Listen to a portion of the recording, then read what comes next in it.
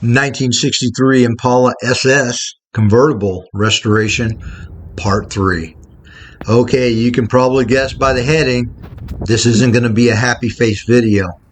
Yeah, I really don't like those, but we're going to turn this into a positive. And maybe I can give people out there some tips and pointers when attempting a restoration, especially if you send it to a shop. Okay, now we corresponded with this customer and he sent us some pictures and he gave us a verbal description of what he saw so we could come up with some type of estimate. Okay, so initially, looking at the video, well, yeah, nothing really looks out of place or nothing jumps out. You know, the car is the age that it is, just in need of restoration. And originally it was scheduled to do a trunk pan, floor pan, inner and outer rockers, quarter panels. And you can see here in a second, the quarter panels have been spliced with lower parts added. You know, well, that's normal stuff. There you go. So the car has been put on rotisserie, stripped completely down.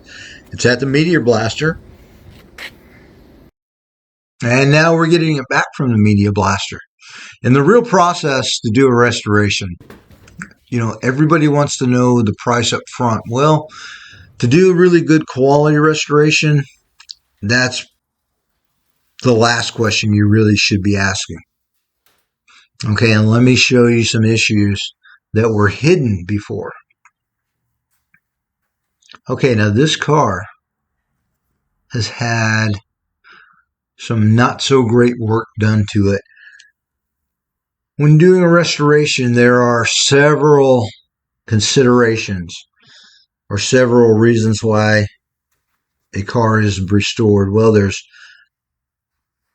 rust damage, and that's the majority of the reason people pick our shop, is because we are experts in very in-depth, heavy structural repair. Rust damage and collision damage. There is some collision damage on the frame. The frame's obviously separated now. Yeah, you have to forgive me, man. Okay. Everything that you see and will see in yellow, including that drip, is brass. Okay, so someone, instead of a MIG or TIG process to repair or join metal, someone has used an oxy-acetylene torch and put more brass in this car than I have probably seen in 100 cars. And they've done some really bad repairs. Okay, back to what I was saying. Considerations. Okay, number one is rust. Number two is collision. Number three, and this is a big one when you start considering the ages of these cars. That's a good example. Previous work damage. You know, that's one nobody ever talks about or considers. And now this car is an extreme example of that. But yeah, this is just like the title reflects. Yeah, that's a big problem. And is the car restorable? Absolutely. I can restore any vehicle. This shop can handle any restoration.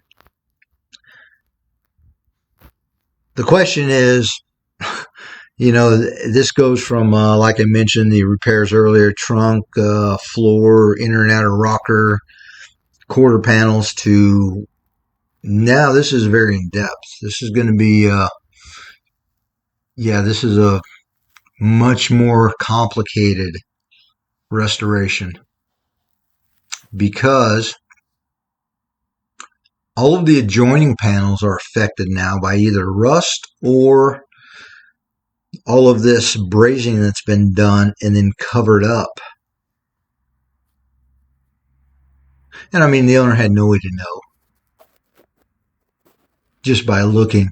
And you could tell by the beginning of the video, you can go back and look. Hey, the car really didn't look that bad. But after we follow the correct process, well, now we have a completely different assessment.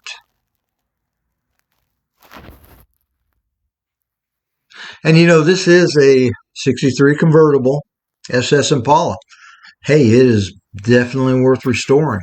But like say this was a 1965 plain Jane 6-cylinder 3-speed Mustang, well, that would be a different story, because let me tell you, these cars are investments. To have a quality restoration, which will add value and retain value to a vehicle, you know, you really have to make a judgment call. Hey, what's the worth of this vehicle? Do I really want to spend this much in it? Time and effort.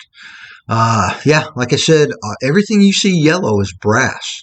Now, this brown or dark color, that looks like some kind of construction adhesive.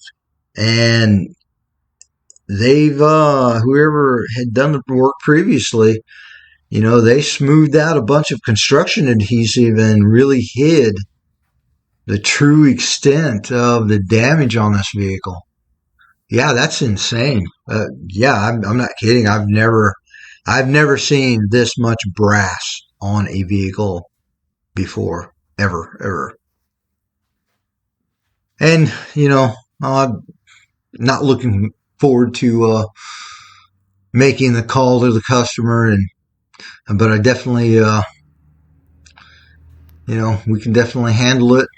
It's just the landscape has changed now.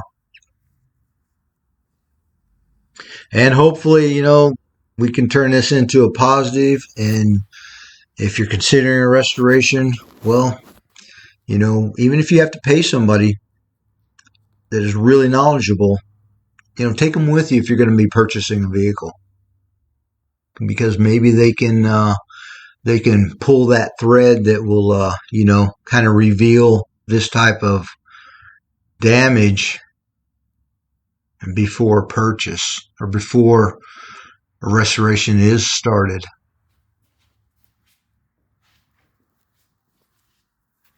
And now that's the main body. And this is also another good tip. If you do have a vehicle media blasted, take it upon yourself to cover thoroughly any identification tags. Man, I've got horror stories.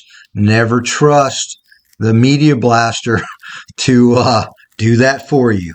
Just believe me, because that's not easily replaceable.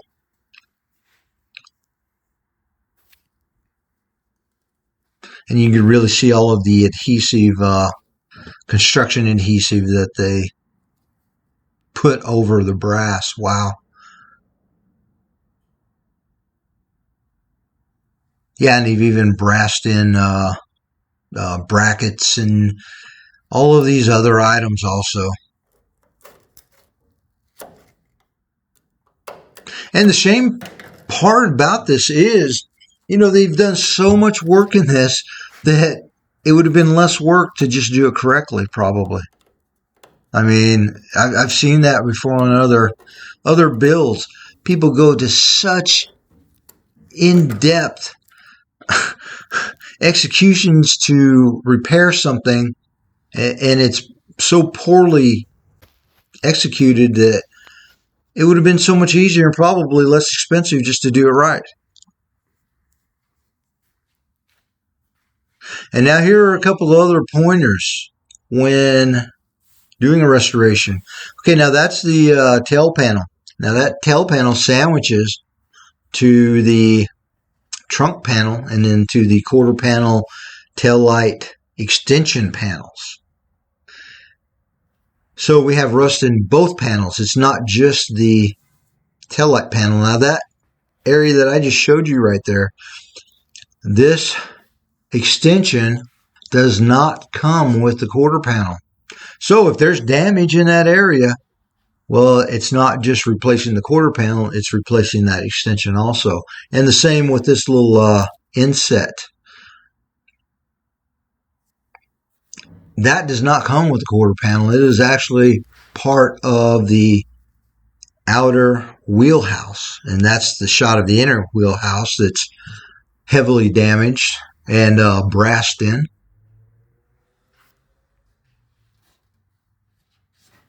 And hey, if you've been restoring cars for a while, yeah, leave some comments about what your opinions are on how much brass is in this car. Okay, so moving on. Some more hidden damage. Now we did see some rust while the paint and everything caulking. There would have been caulking in here before it was media blasted. But now that everything is stripped and revealed, okay, well, we've got pretty extensive damage on the inside, inner structure, and on the outer skin. And I know I can hear some guys saying right now, man, I can fix that. It's like, yeah, you go right ahead. That's a replacement piece. Luckily, they are available. Okay, now, some background on, let's say, this door. Rule of thumb is if you see a rusted through hole, well, on the back side, it's probably about the size of a quarter and just about to break through. So it's not just that little rust hole. So you've got the one previously, that one I just stuck the knife into. And then there's also rust on the tops of the doors. Now, to repair this, okay, so the door is made of an outer door skin, which that's what we're looking at now, and then an inner structure. Okay, so it's really common, not a really big deal to replace the outer door skin. But with this vehicle, okay, we have, well, there's a crack on the inner structure. Now that brass is probably factory, but you see the holes on the inner structure. And now the big problems, well, this door has been repaired by the same person that did the body, and they tried to cover up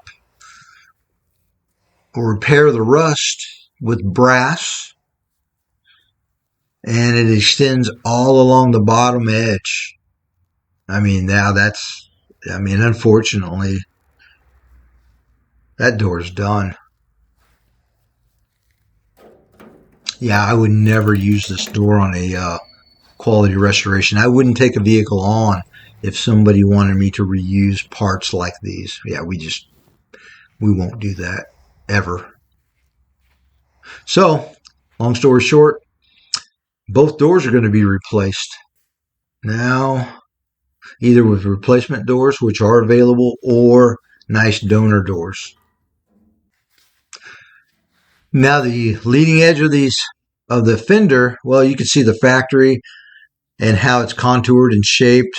Well, that's pretty important to fit the headlight panels in, and then the rest of the grill and other items.